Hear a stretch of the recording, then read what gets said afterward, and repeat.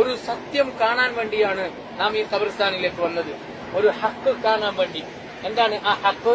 നമ്മൾ വന്ന നാട് ഖബറുമായി ബന്ധപ്പെട്ട് ഇസ്ലാമിന് പരിചയമില്ലാത്ത ഒരുപാട് ഏർപ്പാടുകൾ നടക്കുന്ന ഒരു നാട്ടിൽ നിന്നാണ് നമ്മൾ ഈ ഇസ്ലാമിന്റെ മർക്കസായ, ഇസ്ലാമിന്റെ ഹെഡ് ഓഫീസായ മദീനയിലേക്ക്, മക്കയിലേക്ക് നമ്മൾ വന്നിട്ടുള്ളത്.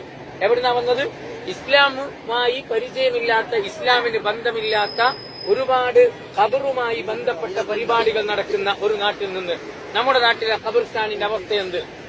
നമ്മുടെ നാട്ടിലെ ഖബർസ്ഥാനിന്റെ അവസ്ഥ, നമ്മുടെ നാട്ടിലെ പല ഖബറുകളും ഉയർത്തപ്പെട്ട ഖബറുകളാണ്.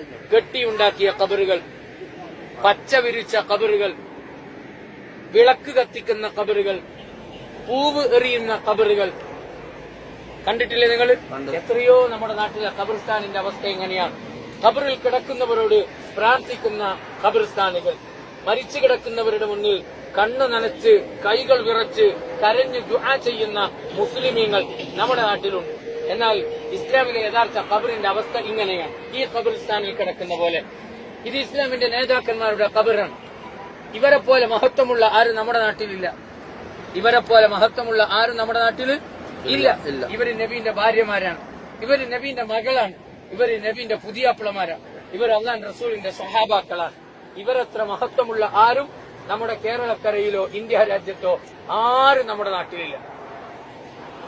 നമ്മുടെ നാട്ടിൽ പലരെയും അറിയലെന്നെ മരിച്ചതിന് ശേഷം ജീവിച്ച കാലത്തുനിന്ന് ഏതെങ്കിലും ഒരു ഖബർ ആരെങ്കിലും കാണുന്നു, എവിടെയെങ്കിലും കാണുന്നു, മരിച്ചതിന് ശേഷം പേരിടുന്നു, മരിച്ചതിന് ശേഷം അതിനെ കെട്ടിപ്പൊക്കുന്നു, പിന്നെ പെട്ടെന്ന് അവിടെ ആഘോഷങ്ങൾ വരുന്നു, പിന്നെ പെട്ടെന്ന് ഉത്സവങ്ങൾ വരുന്നു. അങ്ങനെയൊക്കെയാണ് നമ്മുടെ നാടുകളിൽ.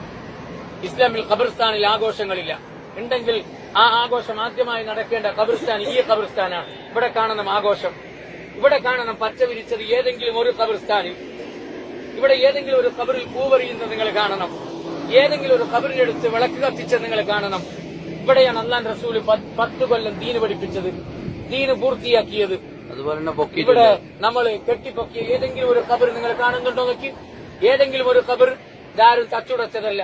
ഇത് ഇസ്ലാമിന്റെ ആദ്യകാലത്ത് ഇങ്ങനെ